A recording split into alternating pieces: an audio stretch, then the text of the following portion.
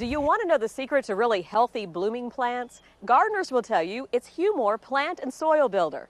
Hugh Moore is all organic. It adds nutrients to the soil without adding salt. It loosens the soil with organic matter and helps bring your soil back to life.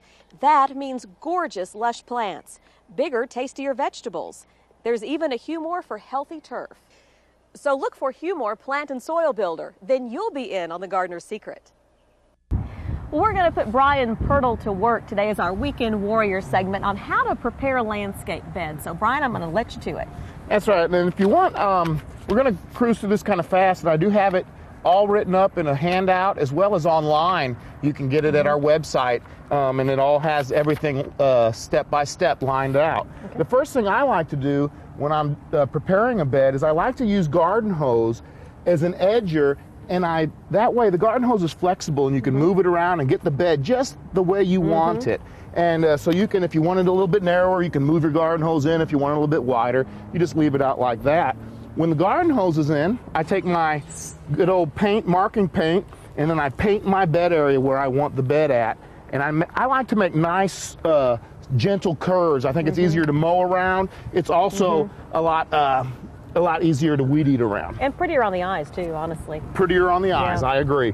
And then after you get your bed all set up, then you can move your hose out of the way, and I like to use this Killzall. Killzall is a glyphosate, and it will kill all of the grass and all the weeds on the inside of your painted area.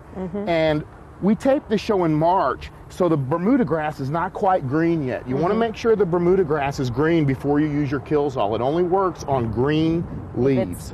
If it's not dormant. After that, you want to wait a couple weeks till it dies, and it takes a week to 2 weeks for it to die. Then comes the hard part. Now comes the shoveling out of the old dead grass, and you want to shovel out your old dead grass and old weeds. And I like to use a piece of burlap or a tarp, and I'll throw it all on the tarp here, and then that really is the hard part. And after you get all that done, here's a bed that I've already pulled out all of the weeds and grasses. And how deeply should you go down? About 5, 6 inches? About 5 or 6 inches. You can probably get by with 3 or 4 inches. Okay. Then you want to mix in your compost. This is a product called Back to Earth, and it's a composted cotton burrs. And I like to mix that in with your existing soil, about 30 to 50% of this cotton burrs. And that loosens the soil up. It loosens the soil, it helps with the drainage, and it just gives some organic material in the soil. And you mix that in, you just pour it right in there. And they could ask you if they weren't sure how much of that to get for their particular landscape. Exactly. You can ask anybody here and they can give you some idea of how much to use. And then I also like to put an edging in there. We have a lot of different edgers. We have steel edging. This is a composite edging.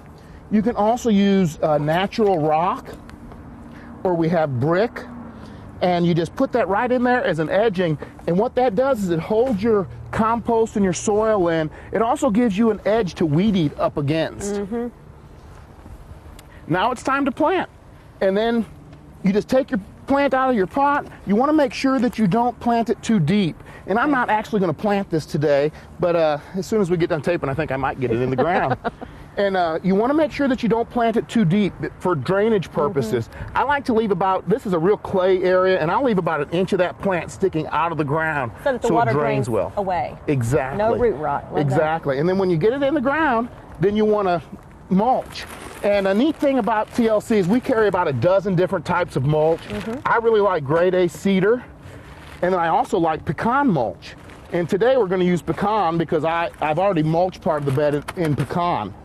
And so you get your plant in there, and then you put your mulch on, about 2 inches of mulch, and you want to taper it off as you come up to your plant. You don't want to mound it up around your plant. You want to taper it off so it's not all mounded up on the plant. Okay. And then you're in there. You've got your plant planted. Then a few other things that I like to do is I like to use a product called Preen, and you sprinkle it on top and you water it in, and Preen will help to keep the new weeds from germinating. And so you've already got your weeds killed, and this will stop the new weeds from coming in. Which you'll be really glad about June or July that you did that, right? That's right. That's right. A little bit of work now goes a long way in the long term. And then fertilize a couple times a year with TLC, tree, shrub, and landscape fertilizer. A lot of people recommend not fertilizing when you plant. I think it's a good idea, and I think that it's just fine to fertilize when you plant the plant, especially with a good slow release fertilizer like this, and then you're all done. Well, you just make it seem so easy. Well, Bryan, thank you very much for showing us how to put in a landscape bed the proper way. Love that. Thank you. Well, coming up next, our garden guru, Linda Shackelford, will be along to give us our marching orders for the weekend. Stay with us.